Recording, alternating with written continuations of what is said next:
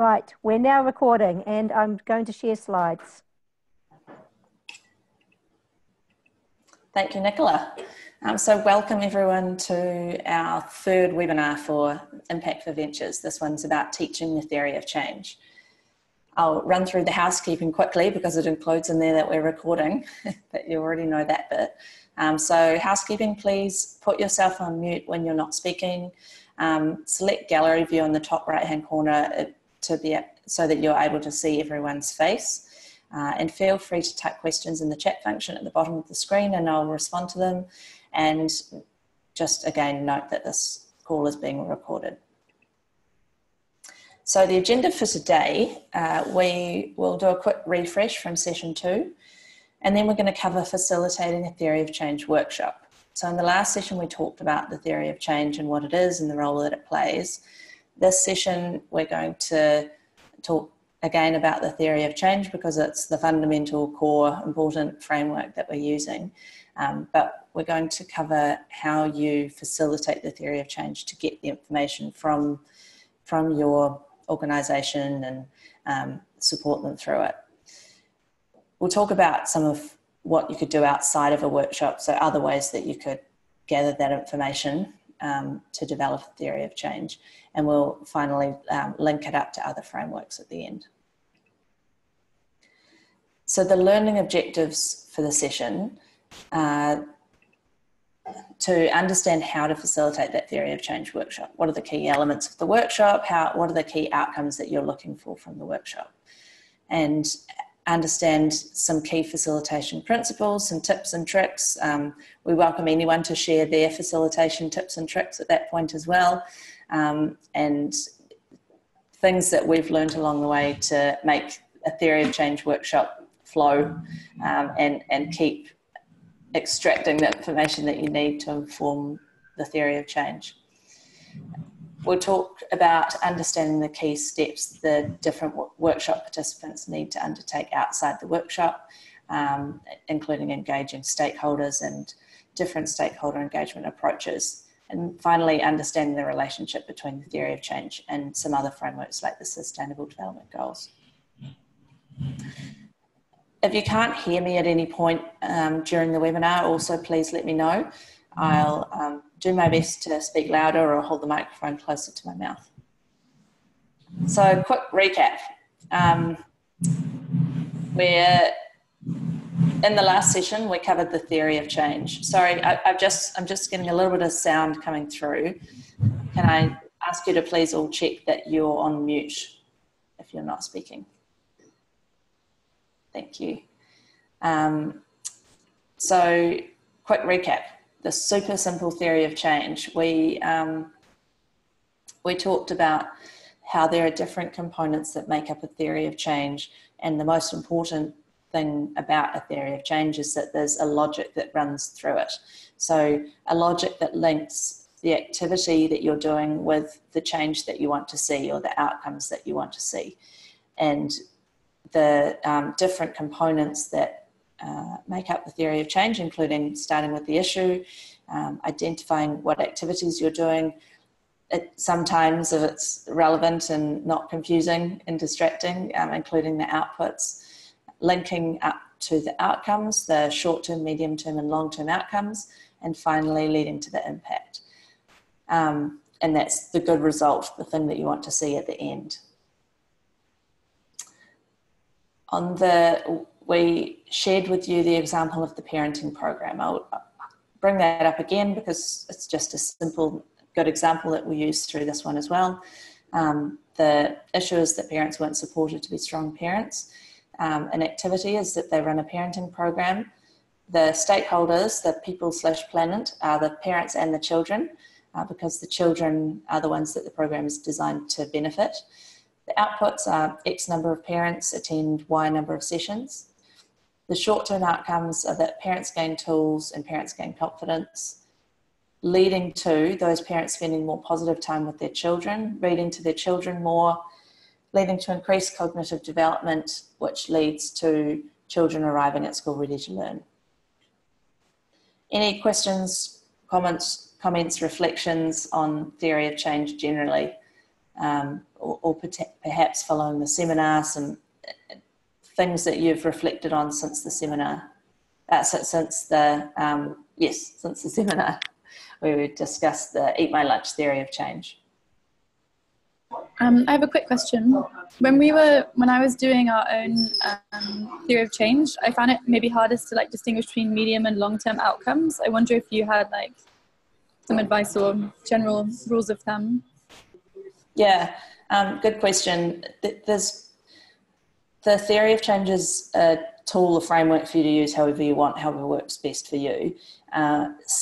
One breakdown that I've found helpful, particularly if that's your challenge between the medium and long term, is to think of the outcomes, the first band of outcomes, the short term ones, as, hang on, I need to get my language right on this because I was quite proud of myself that it all started with a P, all of the different words. So hang on, I just find my notes. So the first band, the short-term ones, are the outcomes that would demonstrate the potential in what you're doing.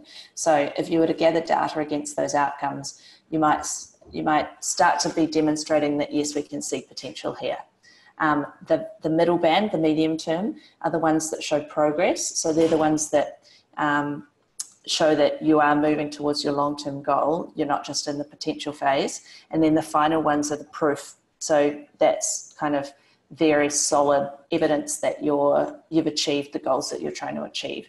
So that distinction between progress and proof is one helpful distinction that I've used. And also we'll get onto measurement in the next webinar, but just for now, I'll quickly note that another distinction is that I find often that the potential ones are things that you can measure. It's sort of quantitative data and things that aren't that far away from your outputs being in terms of how it's being demonstrated. The progress is often things that often you'll need a survey to understand whether that change is happening in the person or the person receiving the services. Has there been behaviour change? Is there movement? Opinions changing on things. And then the final one is the proof point, that we're back to quantitative there. So we sort of go quantitative, qualitative, quantitative. Sometimes that's a helpful distinction.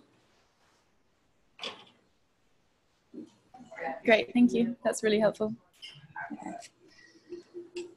Okay, so we're going to move into doing a workshop. So here we're talking about facilitating a theory of change workshop. And what we mean by that is going through the process of getting the information that you need to inform the theory of change with the right people so that there's change, the change management process is happening, that they're bought into the process, they understand the importance of the theory of change and they've had a voice in it. And it doesn't necessarily need to go all the way through to a finalised, finished, beautiful product. It's creating a draft theory of change that can then be improved upon or iterated. So the workshop structure, I include in that structure the preparation. So often there's work to be done before you actually hold a workshop with the relevant people. So I'll cover that off. And then within the workshop, the structure includes identifying the issue, listing out the activities, the outputs, the people, planet, the stakeholders, and then the most important and hardest part of the workshop is brainstorming the outcomes. And then sometimes you have time if you're lucky, sometimes you don't, but finally refining the outcomes. That's something that I'll talk about later, but may happen after the workshop. But the most important part of the workshop is that brainstorming the outcomes part.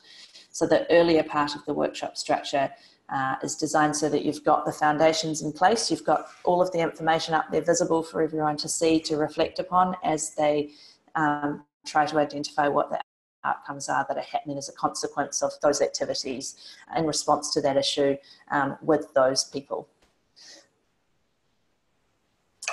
So the length of the workshop kind of also depends on how many people you've got in the room and how many stakeholder interviews you're going to do with people beforehand so that you're informed when you go into the room. We normally plan on the theory of change lasting about 3 to 4 hours.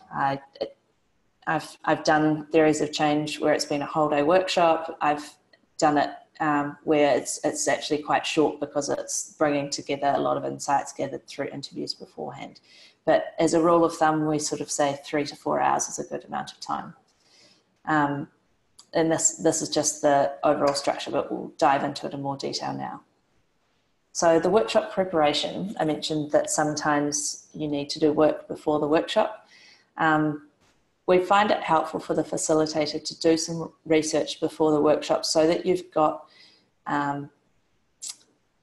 so that you've started mulling over some things and you maybe can prompt in a certain direction. If you'd researched something and the group is completely missing that, then you can propose that that might be a direction they want to consider. They probably know more about the subject matter than you, so they can tell you that, no, that's wrong. But at least you've been able to help remove tunnel vision if the group is all going down one path. If you've done some research before, you're better placed to take them back from that path and suggest some alternative thinking. So some of the research that we sometimes look at is research in the organisation themselves.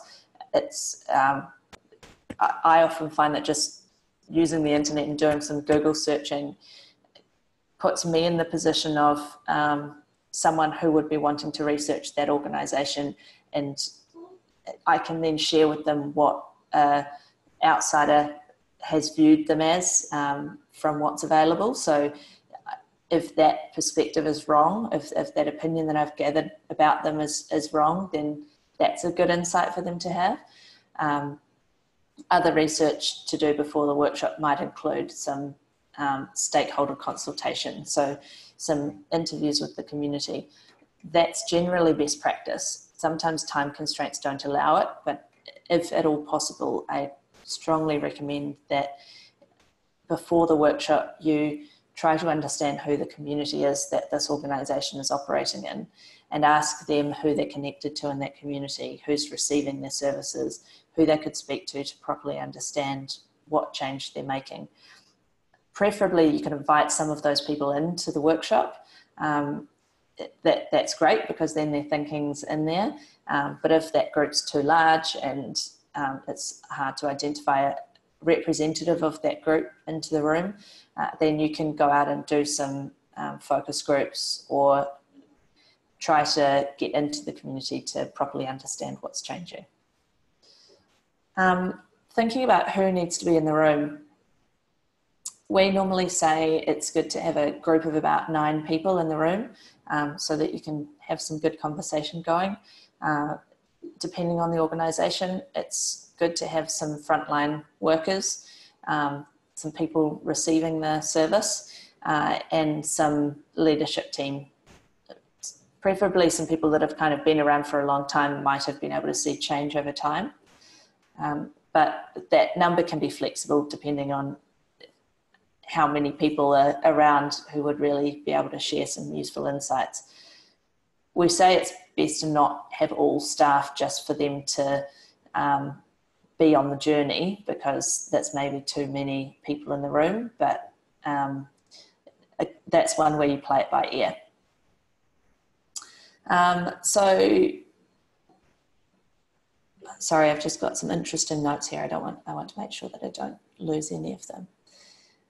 Okay, yes. So moving on to some key facilitation principles. So you're running a workshop. Some of the facilitation principles are just basic key facilitation of any kind of workshop. So things like the fact that you're facilitating and you're not teaching. So you want to hold the structure of the session and get the best ideas out of the participants. So you're not providing advice, you're asking questions to prompt people and help them. You need to take account of the dynamics in the room. There might be that there's a hierarchy and it's only the senior people in the organisation who are speaking. So you'll need to use some exercises that make sure that all people speak. So post-it notes are great for that, because everyone's got a role. Everyone has a post-it note in front of them and a pen, and they can write down what they think, regardless of hierarchy in the room. It might be that there's some culture things like gender, and you'd need to take account of that beforehand, and perhaps run a workshop with, if you're a female facilitator, with a female group, or if you're a male facilitator with a male group, and run 2 workshops. If that's a really strong cultural practice to not speak in front of the opposite gender. You might have quieter people, there might be language barriers. So you need to find ways to ensure that every person's opinion is included. While I said before that your role isn't to provide advice, sometimes you can step into the process to help them find the right answer by bringing them out of a tunnel vision and looking at other perspectives. So depending on the circumstances, I sometimes will develop a hypothesis before I go into the workshop. So if you think it's a group that are very used to thinking about the activities and not the change that they see, you might start to think about what some changes are that you expect a program like this to see, so that you can ask them if those are the sorts of changes that they've seen. They'll probably have anecdotes. Nearly every organisation I've ever done a theory of change with has some anecdotes, some things where someone has said, oh, it was great when you did this, or they've come back after 2 years and told you about the great stories and this is their story. So they probably know a bit about the change that happens, but they don't think of it in terms of outcomes. So having a hypothesis can help to prompt and expand their thinking on all of the kinds of outcomes that are generated as a consequence of the work that they do. Be careful with having your own hypothesis though, because you don't want to put words into people's mouth, and you don't want your own thinking to colour what will come out of the workshop.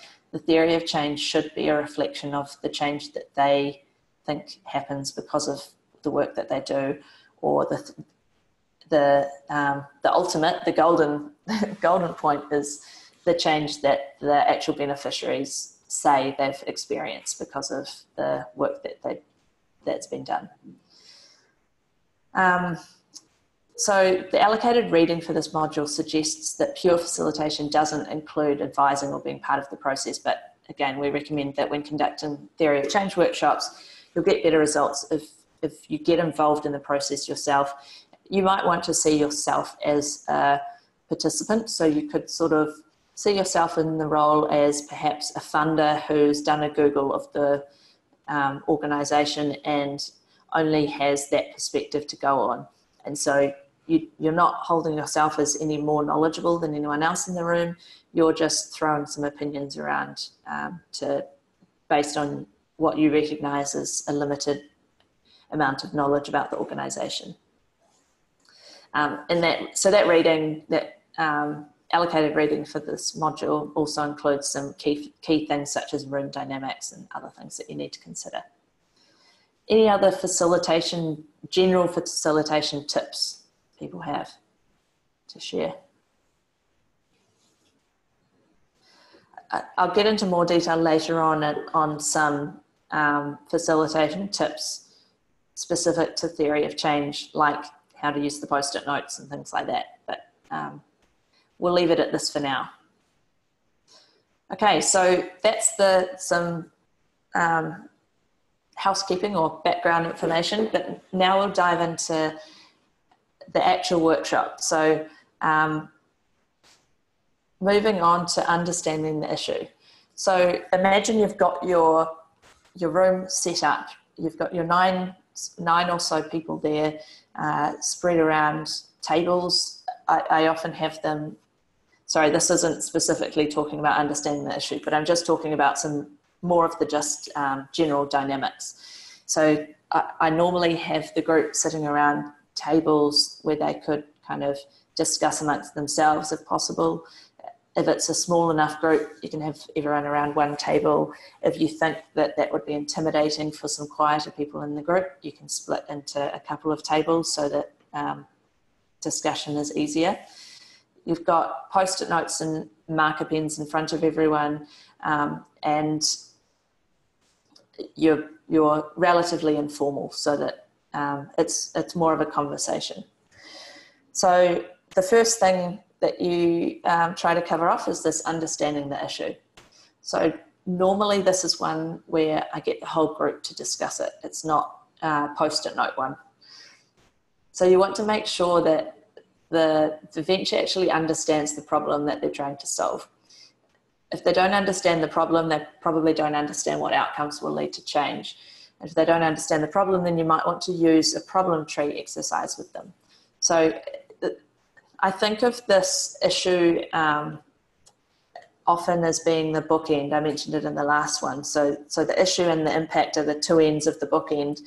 So if they're really struggling with the issue, it might be helpful to reflect on the impact that they may have told you previously. It's what they're aiming for. But the issue, again, to recap, is what is the thing that's happening in the environment that they're operating in that they're trying to respond to. So sometimes it's called problem, but I find that quite deficit-based. So it's the situation. What is the situation that they're responding to? And the problem tree tool that we ran through in the last session, you can reflect back on that one if you want to see how it works. But it's quite helpful to see what are the levers that are leading to this situation that they're responding to, and at what level have they decided that they'll respond. So are they kind of targeting the bottom of the cliff, or prevention, middle of the cliff? So that can help you identify which point they're working at. So in the facilitation of the Theory of Change workshop, your role is to try and refine this. So first, to get everything out of them, they'll probably say either not enough or far too much. So if they're saying not enough, keep digging, use the problem tree and get more information out of them to understand what that issue is that they're responding to.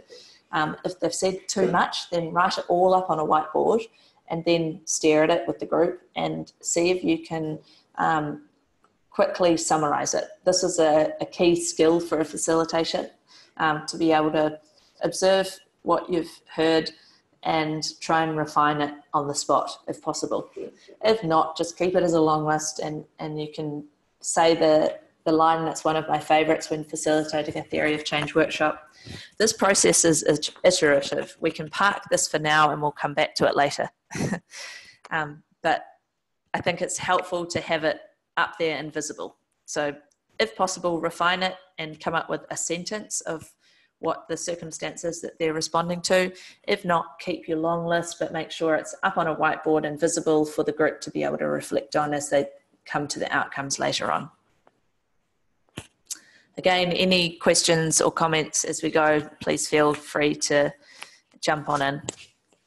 Thanks, Clemmy. I find this exercise really useful in that it also gives you a lot of insight on two levels, especially with the early stage ventures, in terms of how much they've really thought through and really understood the broader environment and what's really causing the issues, how much they've engaged beneficiaries in understanding the problem. But it also gives you, right at the beginning of the workshop, a bit of a sense of who in the room is going to be talkative, who's a bit quieter, who's a bit shy.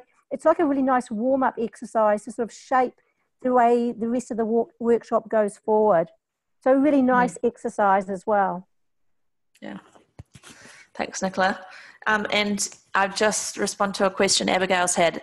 Is this a workshop for one organisation or a group of startups together? That's a really good question. So, yeah, often we get a bunch of startups coming in wanting to understand impact. And if that's the case, then we would probably run through the material from webinars 1 or 2 to share with them the theory of change, the value of impact and why you should use it, and would talk about the theory of change from a theoretical perspective, but we wouldn't go into actually workshopping it. We've done that once with a bunch of them, had them workshop it at the same time, and it's a little bit challenging because, as you'll see as we go through, it's really valuable if you as a facilitator can be working one-on-one with an organisation to really challenge, act as a critical friend. So what we're talking about today is doing a workshop for just one organisation.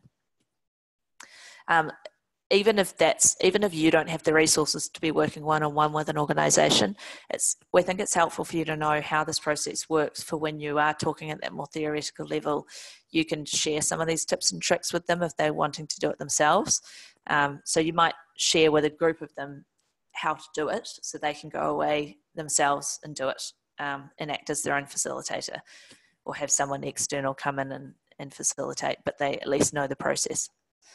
Does that answer your question? Yeah, it does. Thank you. Okay, so we've talked about understanding the issues. So moving on to the activities. The activities and the people/planet, the process is relatively the same. It's basically hear it all, make sure you've heard everything, ask more, and then refine.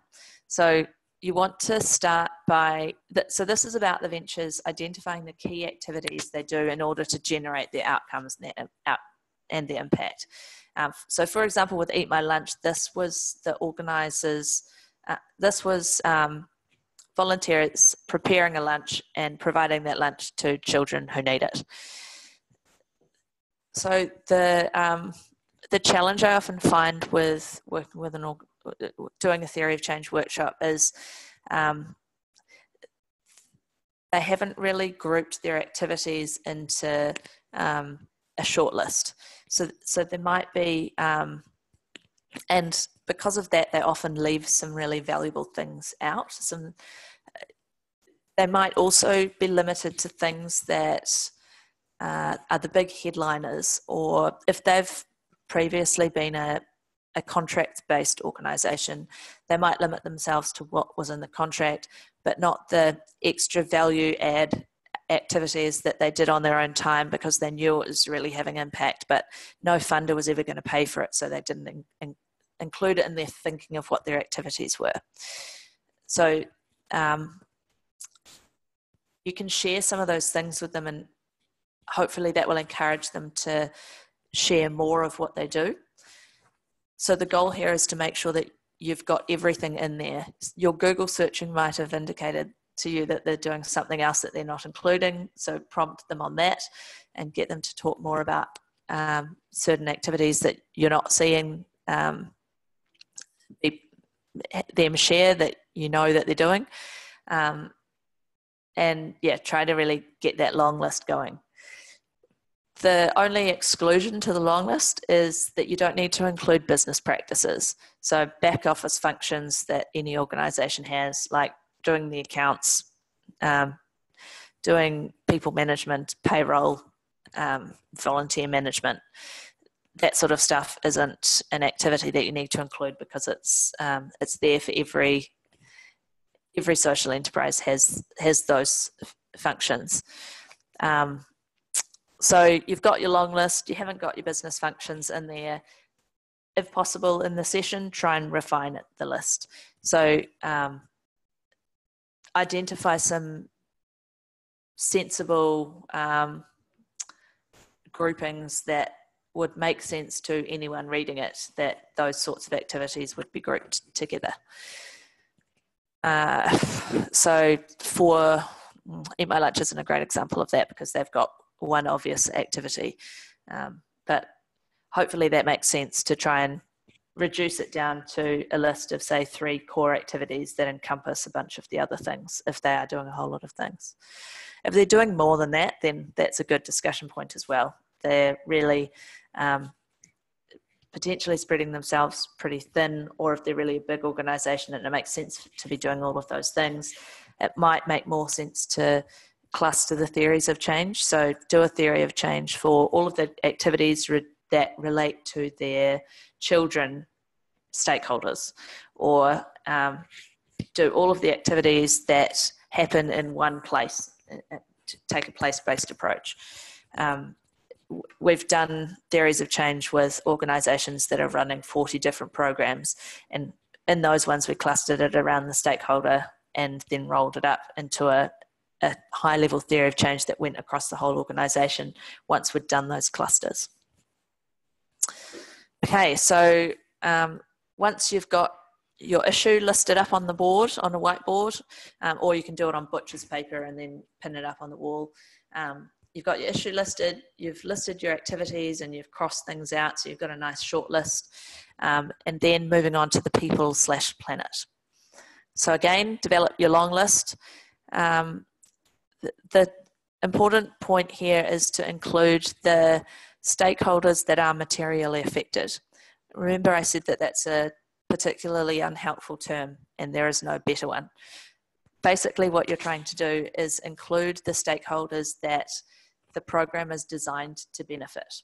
So in the parenting program example, that program is designed to benefit the children. Even though the children aren't attending the parenting course is explicitly set up to benefit children, so they are a key stakeholder and they are included in the people/planet. You may also, though, want to include stakeholders who the program isn't designed to benefit, but they are vital for the effective running of the program. So if you're a social enterprise that's set up specifically to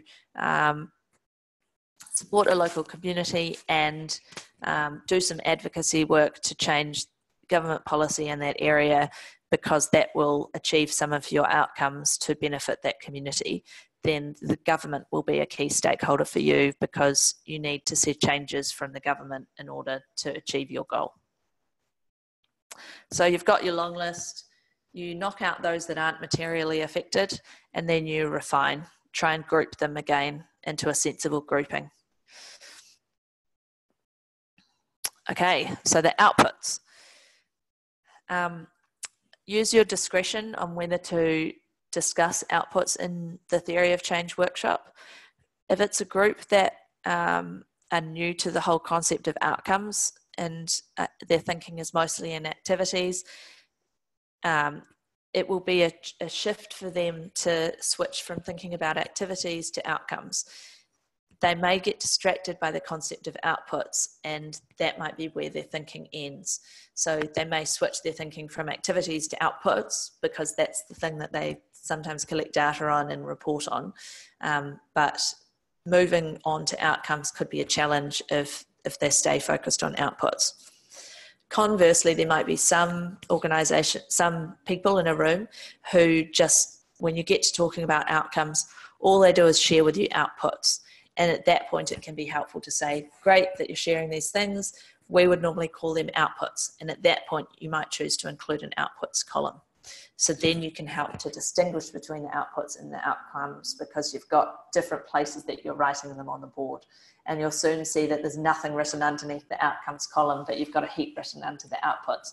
And hopefully that encourages them to shift their thinking and move more towards the outcomes. So if you do include outputs, again, the process is develop your long list, prompt them that the outputs may be their key performance indicators, the things that they usually count, the things that they immediately see, and so that will help you generate your long list, and then you can refine. So that's things like the number of goods sold, the number of clients, so develop up that long list and then refine it in. Any questions on those first parts? Also feel free to write questions in the comments box. I can see that as we go, and I'm happy to respond if that's easier for you. Oh, good. A nice long question. Cool. So I'll read the question out for everyone. So how do you face face social enterprise that have their local standard and of how positive impact is compared to our possibly global knowledge, like from the SDGs? Okay, so they've got their local standard. So an example is you're helping Crowd.co, which is an agri-tech startup that wants to raise the welfare of farmers. They believe that farmers have poor welfare from unfair practices of agriculture, which maximises the profits to traders and big businesses. But often they've found that the local farmers have contributed to their own problem by being lazy and are quite content with their current life as long as they can cultivate their crops and eat. So this makes the organisation kind of hard to push their own perspective of positive impact to the farmers who felt content about their condition. So yeah, what do we think about that, and have we faced similar things? It's become quite a dilemma. I don't think that's unusual. I think that very often there are different underlying ideas and expectations, and sometimes prejudices and reluctance to view the sort of two sides of the party. There's the people receiving the services, the local community, and the people who are coming in, and there's often negative feelings both ways. So both think that they know best, both think that they often the local community feels negative that they're being told what to do, negatively about the fact that they're being told what to do.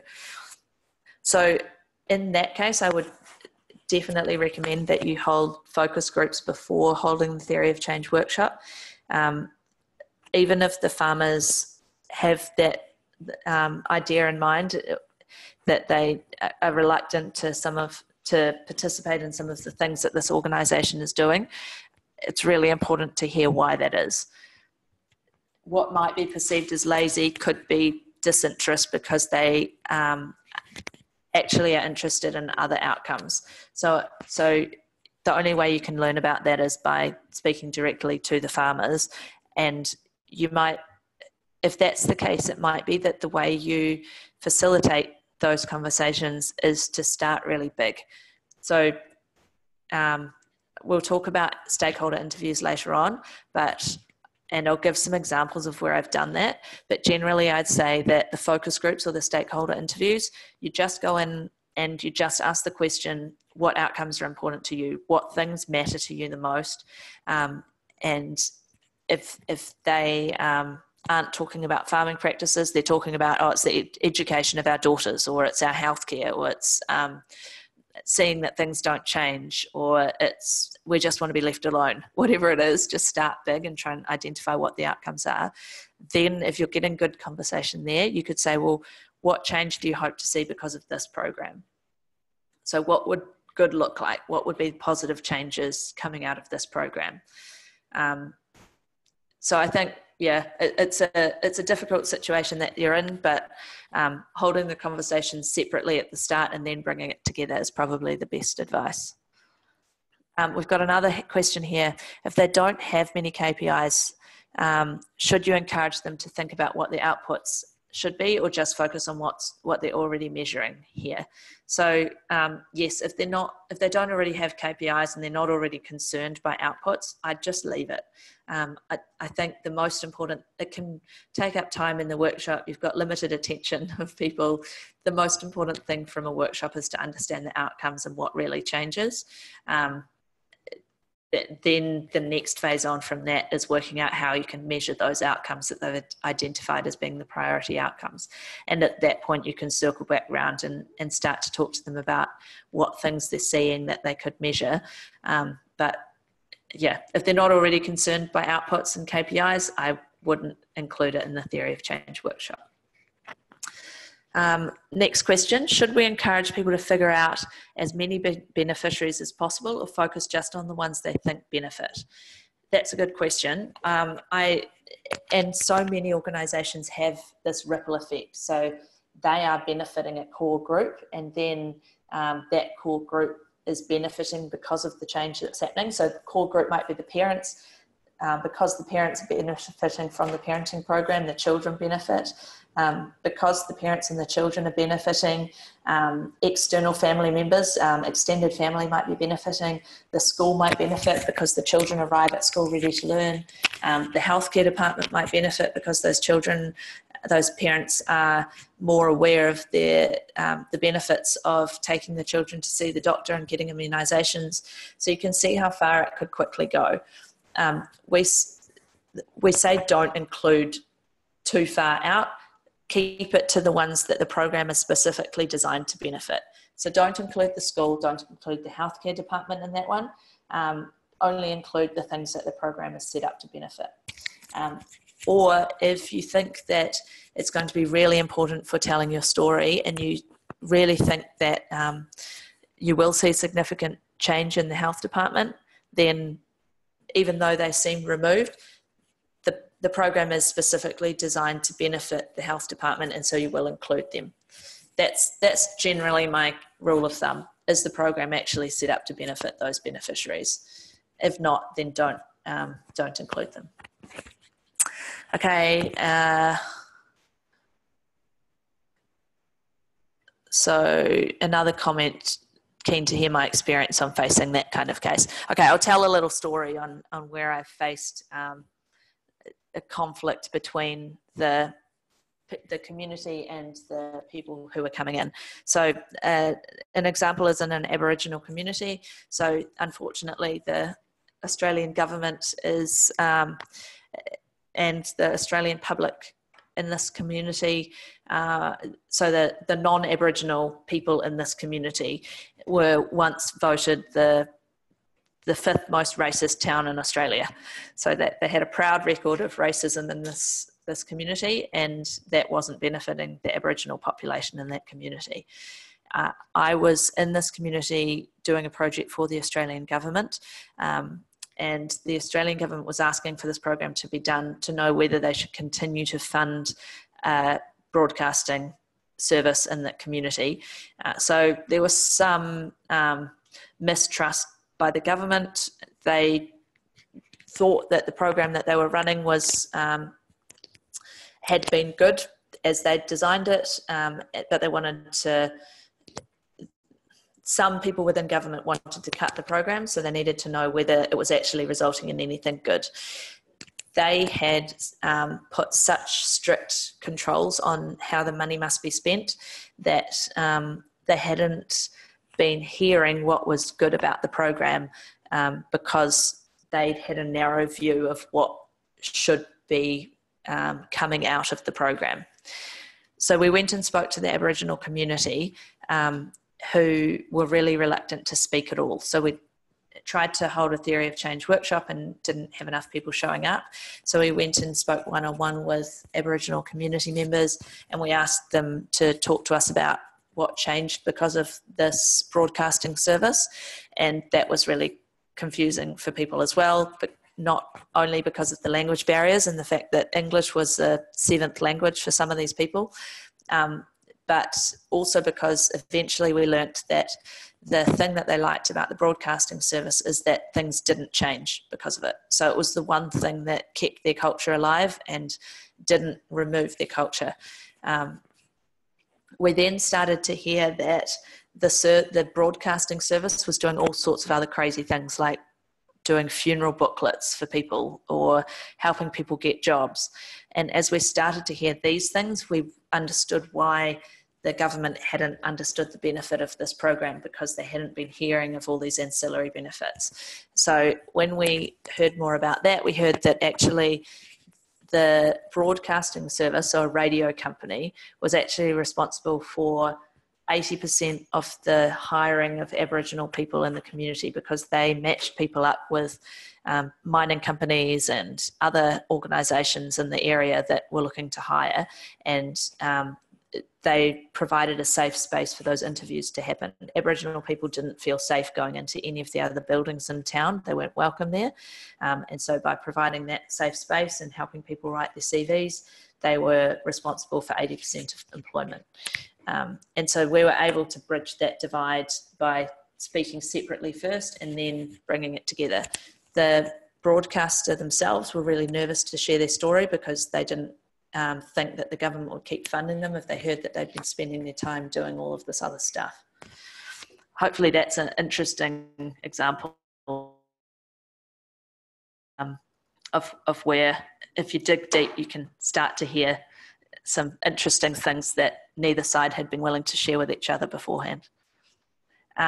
Is there a report? Yes, there is. There's a social return on investment analysis publication. So it includes theories of change, but we actually went quite deep with that one. So it's a very comprehensive report. So I'll just type into the message what you'd need to Google to find that report.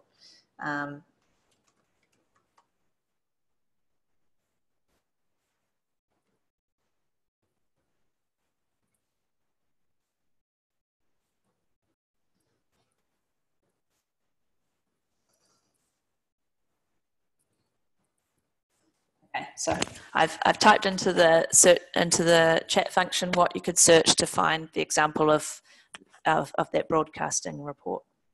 Okay, so moving back into our actual seminar. We've written up on the board what the issue is.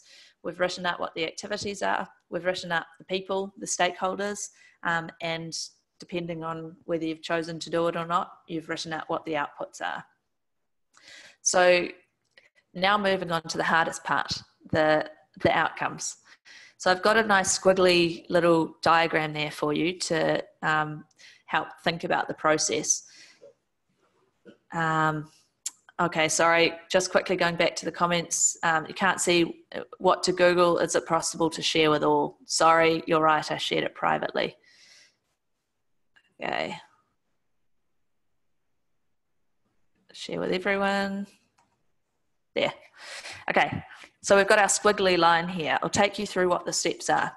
So first step, talk to stakeholders. We mentioned before that it could be the best practices to talk to people in the community before you start. I'll talk more about that later, about how you can do that. Then you've formed your working group. This is your 9 people in the room, and you've gone through, so you've got them all in a room, sitting there collaboratively working. Third step, write down all the activities, the people, the planet, the outputs if you're doing it. So this is where we're up to now. This is what we've worked through. Also write down your outcomes.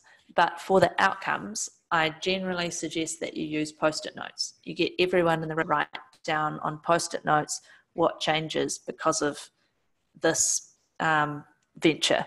Or if they're a new venture starting up, what they hope will change because of the venture. So generally, I'd give people 10 minutes to sit by themselves and start writing post-it notes. I think it's good to keep that time open until the furious writing has stopped. If people are quite slow to start writing, just encourage them to write down whatever they can think. So another top tip I use is to give everyone post-it notes, and I use the medium-sized post-it notes, not the teeny tiny ones or the big ones, those medium square-sized ones. And I give everyone marker pens, so not ballpoint pens, the fine ones, the bigger pens. This seems like a lot of detail that I'm sharing, but I find that's a really important point, because otherwise people write too much on a post-it note, and also then when you add the post-it note up onto the wall, you can't see what's written. So marker pens encourage people to write fewer words, to put their thinking into just a few words, and hopefully then it's easier to see once it eventually goes up on the wall. So people are all sitting around their tables writing post-it notes. You can encourage people to talk to each other, to share their thinking and share their ideas. You can encourage people to think about the stories that they've heard over the years, or the reason that they're doing this. What do they hope will change? Often the stories can be converted into outcomes. So within that story that some mother shared with them about how great the venture was when they bought that product, why they did it, and what's happened for them and their families because of it. Often buried within there are outcomes. So encourage them to think about what outcomes are buried within their stories. Encourage them to think about what next. I sometimes feel like a bit of a broken record when I'm facilitating a theory of change workshop, because we go over and over what happens next. I encourage them to keep thinking, okay, that's an outcome, great, you've identified one. What happens after that? What's the likely change to happen because of that outcome? Okay, so you've got them brainstorming.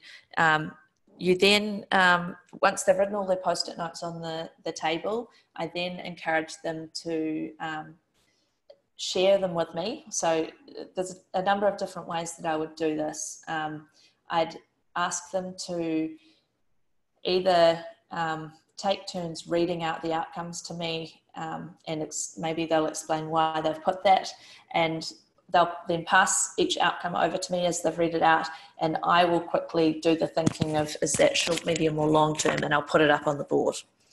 I'll then, that then gives me some time to identify clusters as we go, and so I'll start to do the grouping as I'm putting their post-it notes that they've written up on a board in short, medium and long term.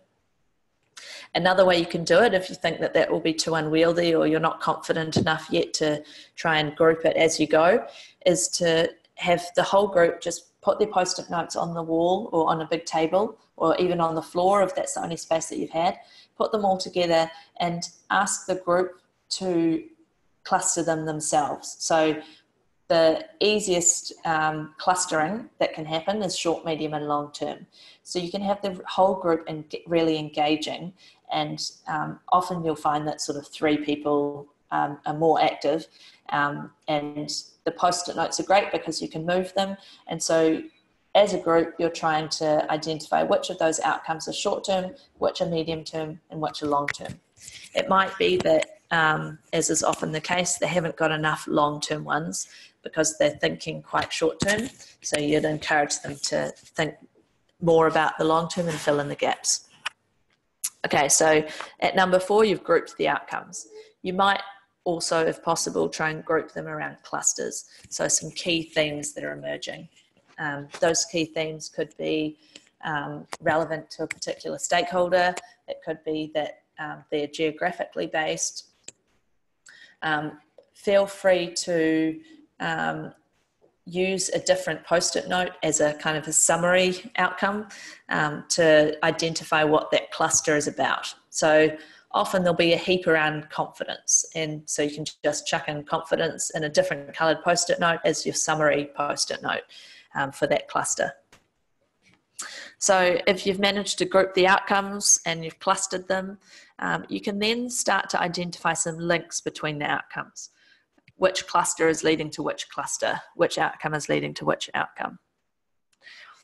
You can start to remove some of the outcomes that aren't needed. If there are duplicates, if there are outcomes that are nice ancillary benefits, but they're unlikely to lead to your long-term change because there's no arrows linking those ones to the longer-term outcomes, then you can just remove those outcomes.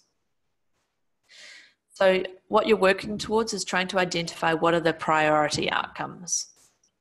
Those are the golden thread you'll remember from the last session. Which outcomes form the golden thread.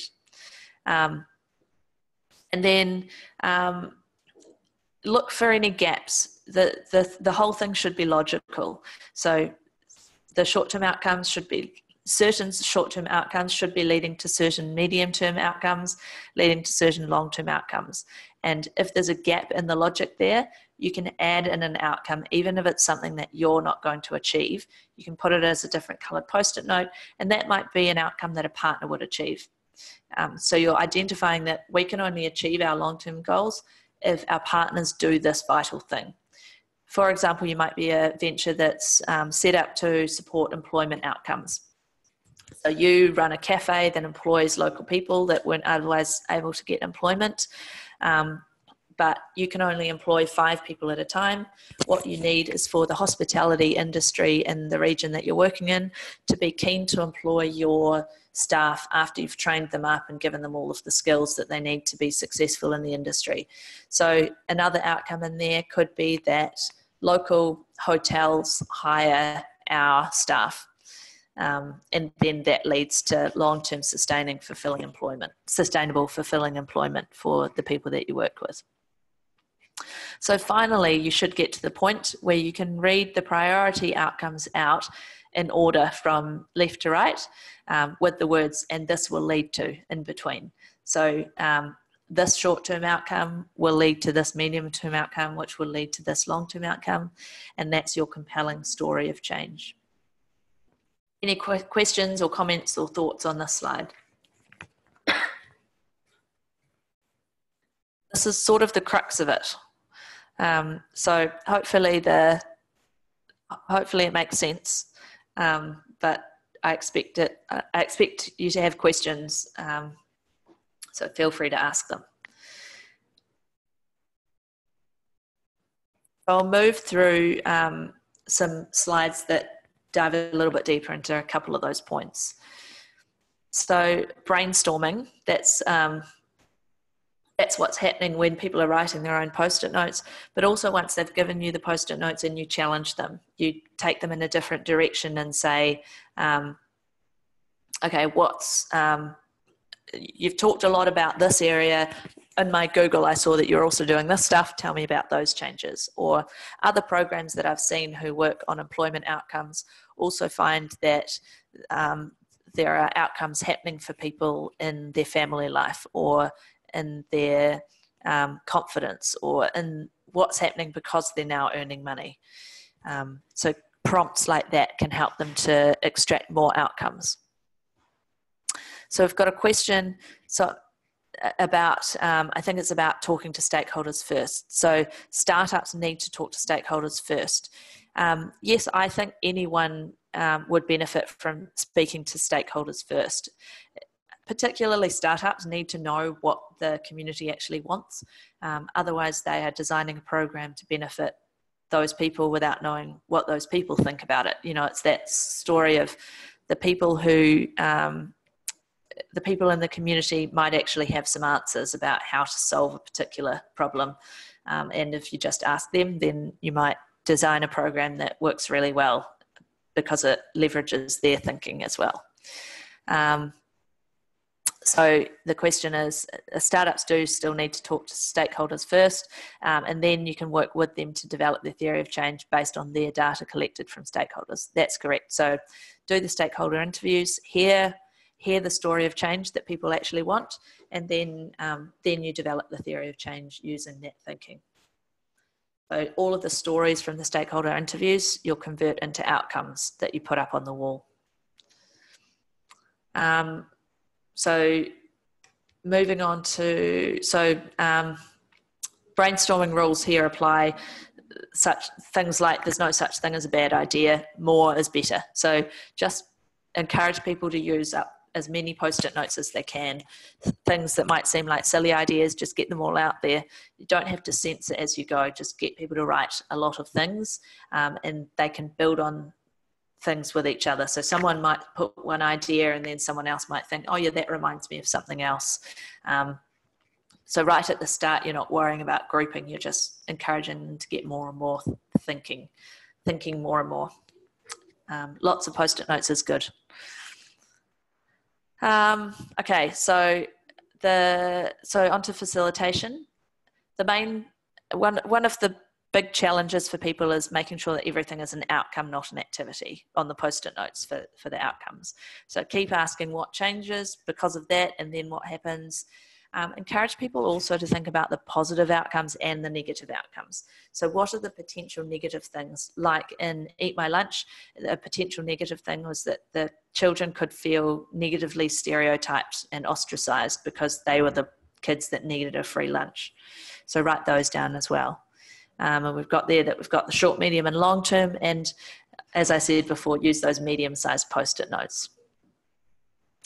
So onto the slide about grouping the outcomes. We want to make sure that we're creating clusters of similar ideas. As I said, you can have that summary outcome slide, the outcome post-it note that summarizes a cluster. Eventually then you can remove all of the other ones in the cluster and just be left with that summary outcome. Remove the ideas that aren't part of the key outcomes, spread them out horizontally in a timeline. So try and have your workshop in a room that's got a big wall or a big table, or at least a big floor area, so that you can spread things out. People can huddle around it and move things. Everyone can have a look at it. And finally, there, identify the gaps that you need to fill through a partner or through you doing another program. Identifying the links between the outcomes. So I mentioned there that it's important to identify which clusters lead to which clusters. That will be important when you come to measure, because you need to check that it needs to be logical. You need to be able to tell a compelling story of change. So you need to say, look, it makes sense that if parents are spending more time with their kids' cognitive development will increase. If they're reading more to their children, their cognitive development will increase. That's a logical link. So draw those logical links between the clusters, and then think about whether evidence exists for that link. Probably someone's done some research to say that if parents read to their children more, the child's cognitive development will increase. But for other outcomes within it, you won't have evidence, and you'll need to get it yourself through surveys and other measurement that we'll talk about in the next session. So next slide, identifying the links between activities, outputs, and outcomes. Generally, I think this is something that I never have time for in the actual workshop. This is something that happens afterwards. But if you magically do have time for it in the workshop, generally I find people kind of run out of energy for it at that point, but it's great if you can get to it. So see if you can identify links between the activities and particular outcomes. That can be useful if you do get to it. It's useful to say, hey, this activity isn't actually leading to any outcomes. Should we be doing this activity? Or this activity isn't leading to any outcomes. Oh, that's right, there's a bunch of other outcomes we've forgotten to include here. Yes, so I'm sorry, I'm trying to speed through some of these now because I want to leave time for questions and just to direct you to the handout that we're giving you. But I'm kind of recovering the content that I talked about with the squiggly line slide. But if I'm going too fast, ask any questions. Abigail's got a question. Where do people put the gaps if any are identified in the outcomes? Yes, so if you've identified gaps, I like colour. So I normally use different coloured things to denote that it's different. So when you're facilitating, hopefully you've got different coloured post-it notes. Maybe keep one colour aside and don't hand it around to the group. And then when you've got gaps to be filled later on, you can use that different coloured post-it note to identify the outcome that is the gap and to put that in. So you want to identify the gaps, but you want to fill them. So you need to fill them and call out that this isn't a change that we're yet seeing, but we need to see that change in order to get to our ultimate impact. Even if you haven't decided yet that that needs to be filled by a partner or by you, just make sure you identify what it is that would fill that gap. So you write down what the outcome is on a different coloured post-it note and slot it into the theory of change in the place where it's logical. Okay, so so back on the identifying the links, activities, outputs, and outcomes. Hopefully that's making sense. We'll use the example of our parenting program again, just to remind people what it looks like. So this is a super simplified version. Generally in a workshop, you've got kind of like, 60 little post-it notes that you're playing with. So obviously it takes quite a bit of work to reduce it down to this many outcomes. That's a refinement process that can happen after the workshop. It's totally fine if you haven't managed to do all of that refinement in the workshop. The most important thing from the workshop is to hear all of the stories, get all of the outcomes out there, and start to do some sort of grouping so that the room is comfortable that, yes, these are the outcomes, this is the story of change. And then after the workshop, the group themselves can start to refine it, or you can help them to refine it further by forcing yourself to put it on one page. Okay, so parenting program, remember we've got these links. So we've got the arrow that shows that parents gain confidence, which leads to parents reading to their children more, which leads to increased cognitive development, which leads to children arriving at school ready to learn. those golden ones are the priority outcomes. We've kept some of the ones in there that aren't priority outcomes because they're important for our story of change. But you can see that there's an obvious link between all of the different sections here. Okay, so just a note that I think the most important role that you have to play as a facilitator for a theory of change workshop is to be a critical friend. So you're an outside eye and you're asking questions. If it doesn't make sense to you, it won't make sense to a potential customer of that venture, a potential donor if they're looking for donations or investment. If it doesn't make sense to you, it won't make sense to the people that they're trying to benefit, who also need to be brought into the story of change. So just challenge the logic. You can couch it in a friendly way and say, and do it delicately and say, oh, it seems to me like something should be fitting in between this outcome and this outcome. It's a little bit magical here. There's magic happening and we need to fill in the magic and fill in the gap and say what outcome happens. Does it really make sense that this activity will lead to that change? Should you maybe bring your impact goal in a bit and not be focused on solving world hunger? Maybe you should keep it a bit more local and solve hunger for this number of people in this community. So be critical in a kind way. Ask questions that help them to move towards a more logical theory of change themselves. So look for the gaps, anything that they've missed. Think about how you can ask questions to help them uncover those challenges. But remember that you're trying to support the process and support them to feel comfortable talking more, not less. So don't be too critical in the language that you use, but be a critical friend with kind language. Okay, so all of this, we're working towards getting some outcomes out of the theory of change workshop. You should have gathered insights. That's the most important thing. That the main thing from the workshop, what you want is to have gathered the insights of what changes because of this venture. Hopefully you've got some refined focus. So often I do a theory of change workshop with a venture and they have an aha moment. They're like, wow, cool, that's great that we've heard from the people in this community, or we've heard from our staff that work on the front line, and now we know that that's the change that we've had. We've been heads down, bum up. We've just been running at it so hard for so long. We hadn't had the time to take a step back and see the big picture and see that this is the change that we're making. So hopefully they get that kind of refined, that clarity and that refined vision of what they're doing. They've got better understanding of how impact happens, and hopefully you've been able to give them some clarity on the next steps. So you'll have a whole lot of stuff written up on a wall, a big mess of post-it notes. The next step for them will be to write it down, to try and put it on one page.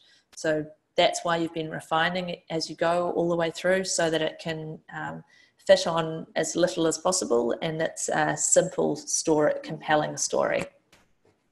And so you've got your draft theory of change. That's the goal from the impact workshop. That next slide there, what does it all look like? We've just put in one photo of an example of a whole lot of post-it notes and arrows going in all different directions. The process is messy. It doesn't look nice and tidy, but embrace the messy, because it probably means that lots of people have been involved, which is great. Abigail's asked, when do you identify the impact goal? After the outcomes are at the start. There are definitely different schools of thought for which way is better. I prefer to identify the outcomes first, and then the impact is the culmination of that. I find it helpful if I've been listening to all of the outcomes they've been sharing throughout the workshop, and I've been putting them up on the wall as they go. That gives me quite a lot of thinking time, and I've started to observe some trends, and it sort of will emerge which thing they're leading towards. And so if they can identify the impact at the end of that, that's great. But if they can't, then I'm in a stronger position to be able to suggest what it's looking like, what I've heard them say, and I can say, well, I've heard you talk about this impact area, this outcome area, and that's kind of leading to this outcome area. It seems logical that the impact goal you have is X. Other people think that it's better to start with the impact that they want to have, so that you can make sure that you're filling in outcomes that lead all the way up to that impact. It's up to you which way you want to do it. Okay, so after the workshop, continue to develop the theory of change. It's basically a refinement process. What makes sense? What can you logically cut out? What can you logically have as a summary outcome? So I'll often help a venture do this after the theory of change workshop. You might have the resources to do it, or you might not. They could do it themselves if not. I've been doing it in PowerPoint often, and I've been kind of stepping out all of my process so that my colleagues can see how I do it. But basically, I'll just turn every single post-it note into a little box on the PowerPoint slide, and then I'll move them all around into clusters. I'll put in another box as that summary slide, and I'll just keep reducing it down and making sure that those summary post-it notes link up and logically link to each other. So you can color code a cluster as it emerges to help distinguish it from another one.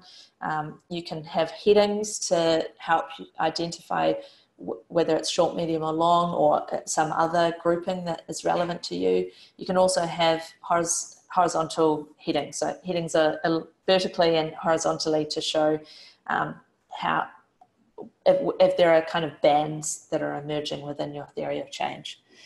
But I'd say the ultimate goal is to get all of those post-it notes, all of those insights down into one slide, one page.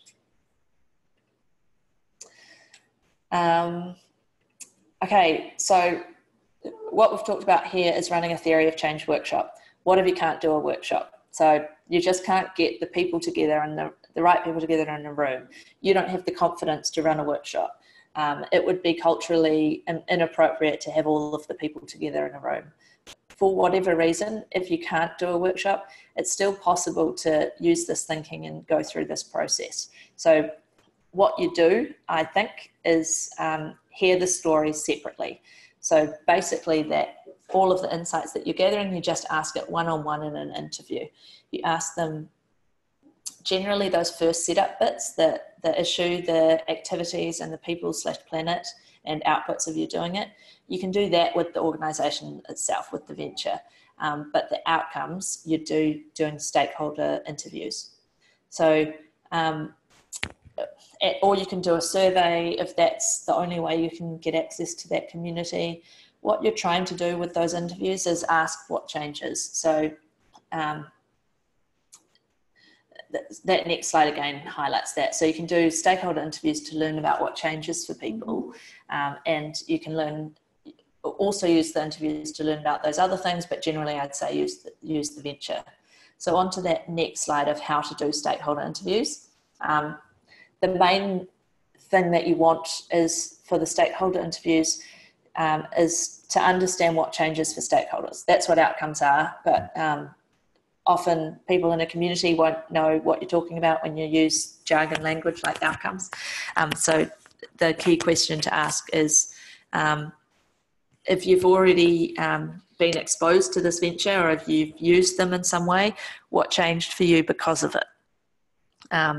If it's a startup and you haven't, then you're going to ask them what outcomes are important to you. You might just go big and say, what are the things that are important in your life?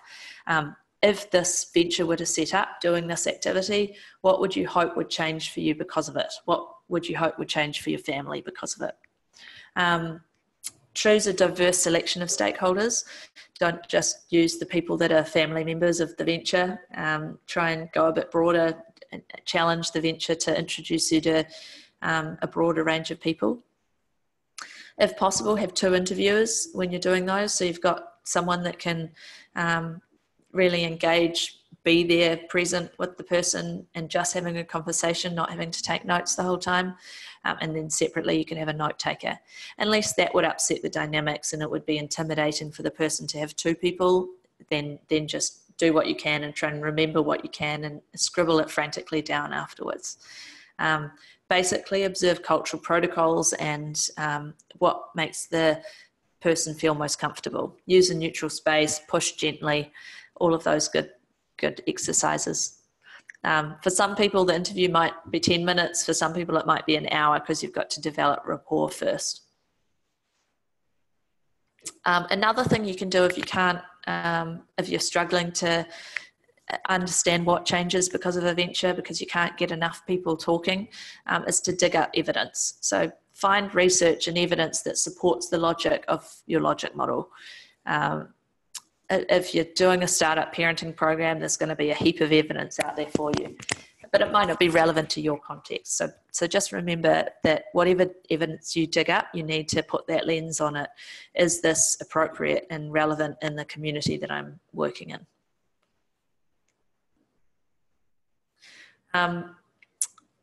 I've got a couple of slides here that I'm not going to focus on too much. They're just there for you to look back on later.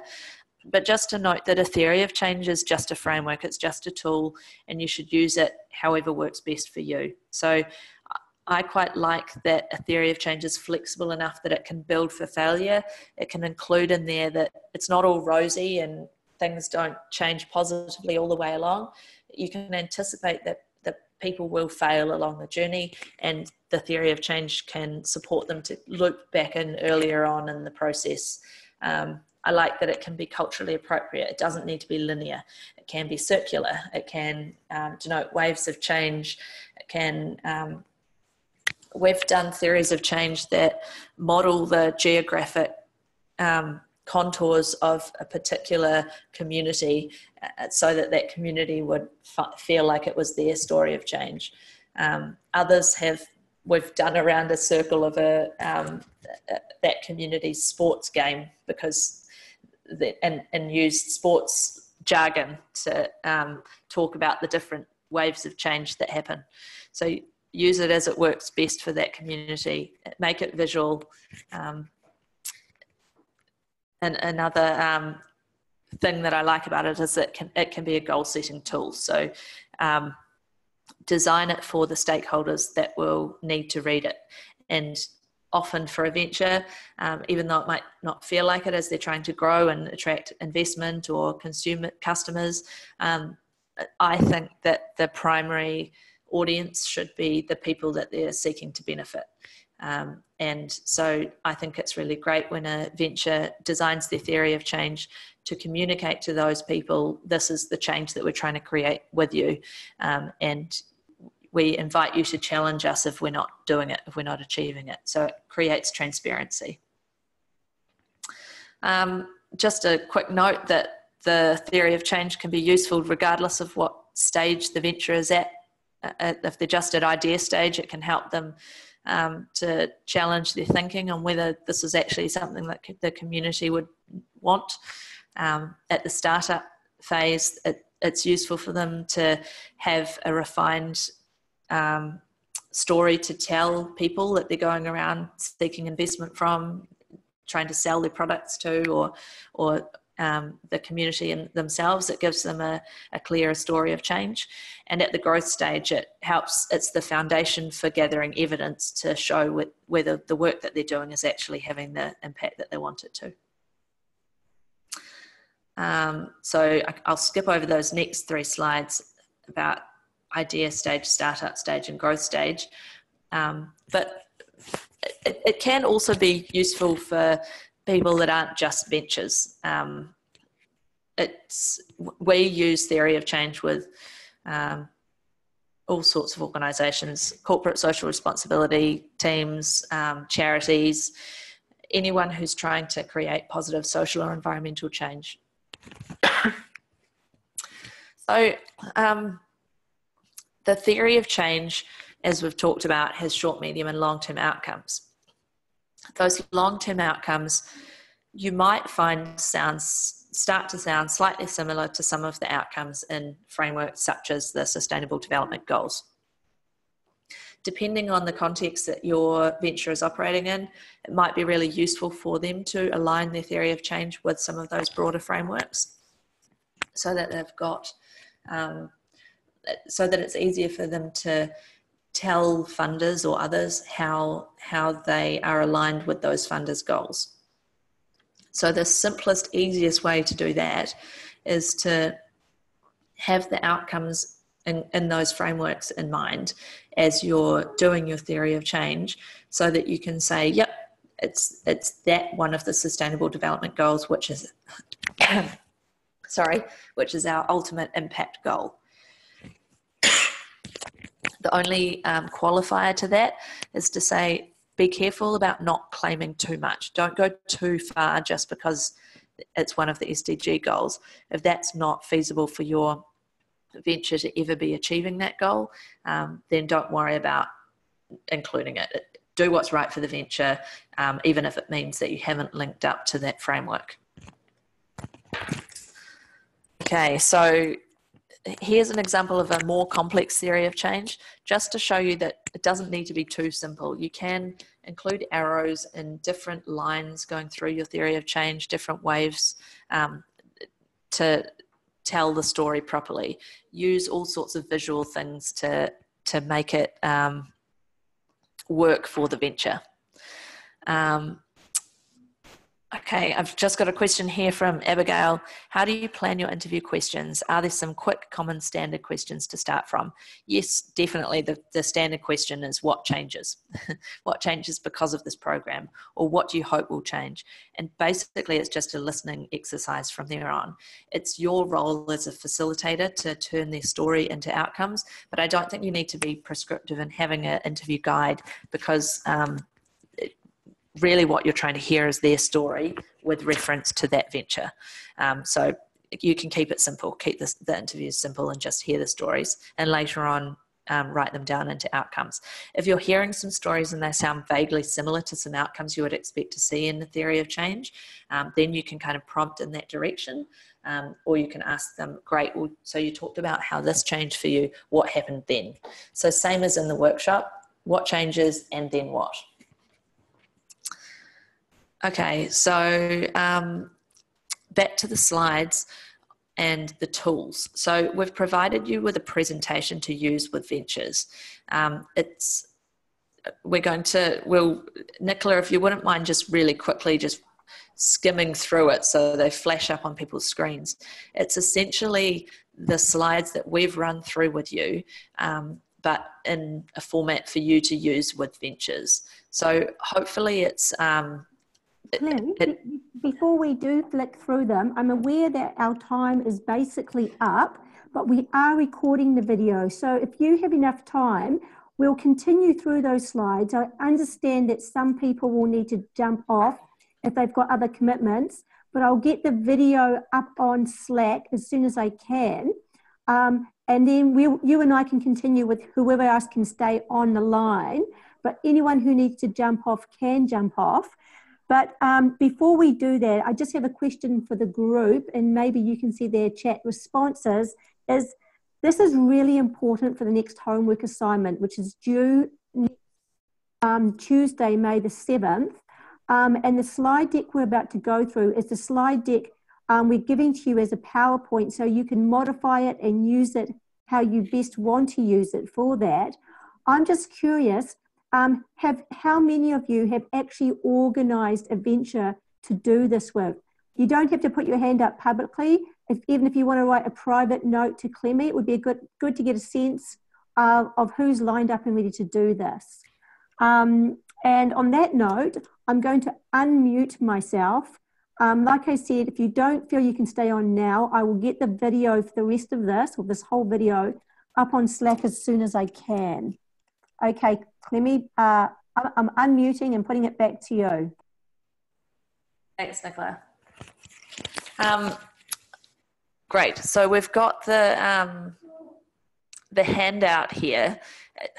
It's long, and I don't think I need to run through all of it because it's the content that we've already covered. But I'm really I think it should be a really useful tool for you to be able to get set up to just run and go. But I think it would be great if you could all have a flick through it and check that you're comfortable with it and come back with any questions in the seminar. It's got a sort of a summary of the past 3 workshops. So it suggests to people, it talks to people about the key elements and why it's valuable to do impact management. So it's kind of what Abigail was talking about at the start. Is this for a venture one-on-one or for a group? So this handout here is you could use for a group. So you can talk about the value of impact, what we mean by a theory of change, the fundamental parts of it. It gives an example of the simple theory of change, and then it talks about how to create that theory of change. And it takes you through the steps that we've talked about today. So what do we mean by stakeholder interviews? How can we brainstorm the activities? And then it right down the bottom, it's got a simple template that you could fill out to put your theory of change in. So you may want to use this handout when you do your theory of change with a venture next week, or this week.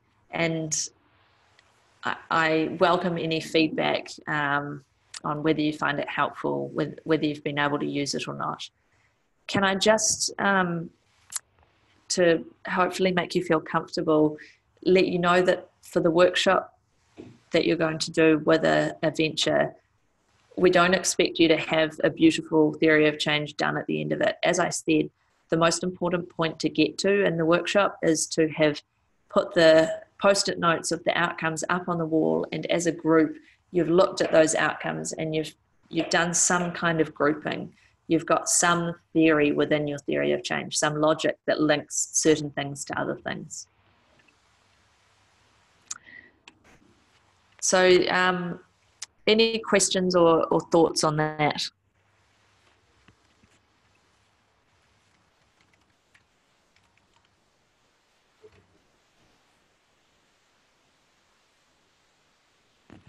Great, thanks, Abigail.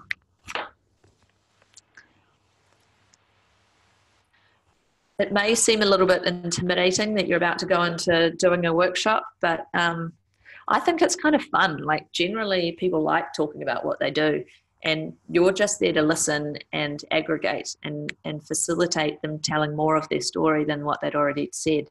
So please don't be too intimidated. As I said, it's a messy process. It doesn't need to be perfect. So you're just a listener. You're a critical friend. You're encouraging them to say more, and you're writing down what you hear.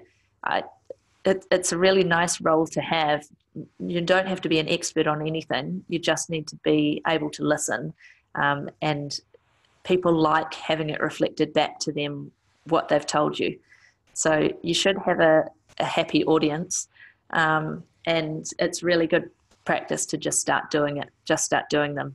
You develop your own tips and tricks over time. So yeah, I really strongly encourage you to have a go, and have a go before the next seminar so that you can share any challenges you had or share the fun things about it with the group in the next session.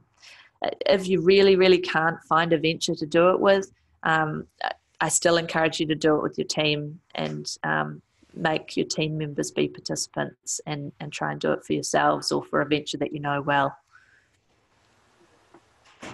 Look, thanks, Clemmy. Do you want me to quickly flick through these where you talk to them, or do you want me just to visually flick through them so people can see them? Yeah, visually flick through them so people can see them. Okay, I'm going to go really quickly. Here they are. So I'll take myself off mute. So we've got the intro there, and that's just telling people what the theory, what the benefit of doing impact is, all the things you can use it for, checking you're working towards the right thing. That's good no matter what stage you're at. Checking you've got the right approach. So those are the key parts of the theory of change you'll remember. What's the good thing you're working towards? Are you taking a good approach? And is there a logical thing that links the two? Remember the basketball player. The basketball player follows the parabolic curve. And so that's their logic. What's your logic? What's your theory that links the two? The importance of that flick between activities and outcomes, making sure the focus is on outcomes. And then we're on to the basic components of a theory of change. And then on the next slides, we've got the example of the parenting program. Oh, sorry, no, the employment skills. Yeah, there's the, okay, so creating the theory of change. And then this is a summary of what we've talked about today. So do you understand the issue? Let's talk about that issue. Who have you talked to in the community? And that's the process that you run through. Talking about stakeholder interviews and some tips on how to do them. And remember, you list out the activities, the people, the planet, and the outputs to start with. Write them up on the wall before playing with post-it notes for the outcomes. Put all the outcomes up together, cluster them, spread them out, get everyone around a table, remove the ones that aren't a key part of your outcome story. And then look at it as a whole. Look for any gaps, check that it's logical, think about what assumptions you're making. Next steps, find evidence, write it up. And there's the example of the super simple template. Thanks, Nicola. Hey, look, thanks, Clemmy. And just a reminder to everyone, so that presentation was really in two parts. The first part is sort of what you sit down and talk to at the beginning, explaining at the beginning of your theory of change workshop of why we're doing a theory of change and some of the components behind it. And then when it gets to the slide, running the theory of change, it's really the participative part and getting into the lists and the post-it notes. And like Clemmy said, it's there for you to use and adapt as needed. As I said before, we really encourage you to give this a go over the next week. Ideally, you've identified a venture that you have a good relationship with, that you can sit down and sort of try this with. And we would love to see how that goes. Send in your responses to us by Tuesday. And hopefully, if you're happy, be willing to discuss how that went in the seminar next Thursday. Just so we can share our experiences and see what worked and what didn't and how we can do them better. But any last questions before we jump off?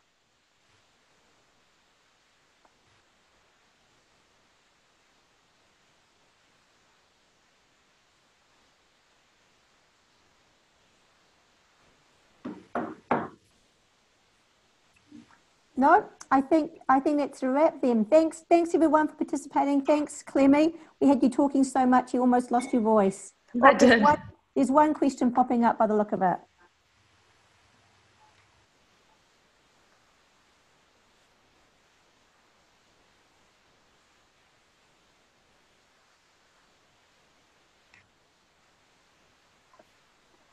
Yes, for the question of can we send it in on Wednesday, that would be absolutely fine. If that works for you, that will be fine with us. We'll have a look at it and Clemmy will facilitate with Chris next week on what came in and just talk about what we learned from that. Thanks everyone. Thanks, everyone.